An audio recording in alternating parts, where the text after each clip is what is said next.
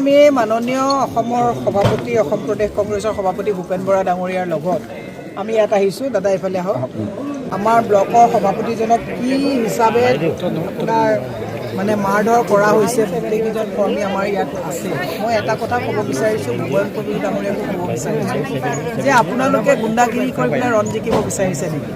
কিন্তু আজিৰ তাৰিখত ধেমাজিত বুলি কৈ নাই, লাভ নাই। গোটেই গৃহ বিভাগৰ দায়িত্বত থকা মুখ্যমন্ত্ৰীক কোনেও ভয়ভীতি নকৰা হ'ল। মুখ্যমন্ত্ৰীক সকলোৱে অংগুষ্ঠ দেখুৱাই দিছে। কালি বিধানসভাত আপোনালোকে দেখিছে ৰূপজ্যোতি কৰ্মীয়ে একেবাৰে চোচা মাৰি গৈছে। বিধায়ক বিধানসভাত আজি তাৰিখত সুৰক্ষিত নহয়। আমাৰ কৰ্মীসকলে প্ৰতিবাদ গণতান্ত্ৰিকভাৱে কৰিব গ'লে সুৰক্ষিত নহয়। পুলিচ সুৰক্ষিত নহয়। গুৰুলকৈ আপুনি দেখিছে চামগুৰিত কেনেকৈ পুলিচক হত্যা কৰা হ'ল, কি মাৰধৰ কৰা হৈছে। জোনমণি ৰাভাক কেনেকৈ আপোনাৰ হত্যা কৰা হ'ল। এই গোটেই বস্তুবিলাক দেখিছে। মই হিমন্ত বিশ্ব শৰ্মাক সদায় কৈছোঁ, হাল এৰি শিয়াল খেদিছে আৰু এই শিয়াল খেদা কথাবিলাক গম পাই পেলাই মানুহে আপোনাক অংগুষ্ঠ দেখুৱাইছে, আপোনাক ভয় নকৰে। কাৰণ আগতে আইন কানুনলৈ মানুহে ভয় কৰিছিলে, এতিয়া মুখ্যমন্ত্ৰীয়ে আইন কানুনলৈ ভয় নকৰে। নিজে যি কথা কয় তাকে আইনলৈ পৰিণত কৰি লয়। অত্যন্ত দুৰ্ভাগ্যজনক কথা। কিন্তু হিমন্ত বিশ্ব শৰ্মা গৃহ বিভাগ আৰু পুলিচে যদি ভাবিছে কংগ্ৰেছী কৰ্মী দুৰ্বল, তেতিয়াহ'লে ভুল ভাবিছে।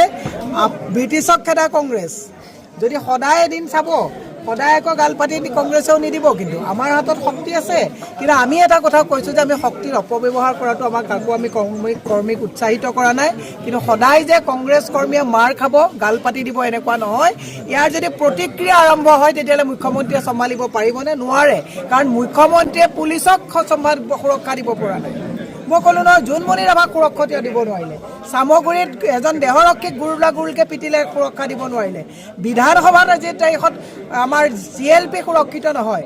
মুখ্যমন্ত্ৰীয়ে পদত্যাগ কৰিব লাগে। মুখ্যমন্ত্ৰীয়ে এনে ফুংফাং কথাবিলাক কৈ থাকি কি লাভটো আছে? মুখ্যমন্ত্ৰীক মই সেইকাৰণে আপোনাক কৈছোঁ যে আপুনি মূৰৰ পৰা গেলিছে। অসমৰ ৰাইজে দেখিছে যে মুখ্যমন্ত্ৰীয়ে টুলুঙা কথা কয়। মুখ্যমন্ত্ৰী জিদ্দুখীৰ মুখ্যমন্ত্ৰী আৰু তেওঁৰ লগত থকা গোটেইবিলাকে এতিয়া গুণ্ডাগিৰি কৰা আৰম্ভ কৰিছে।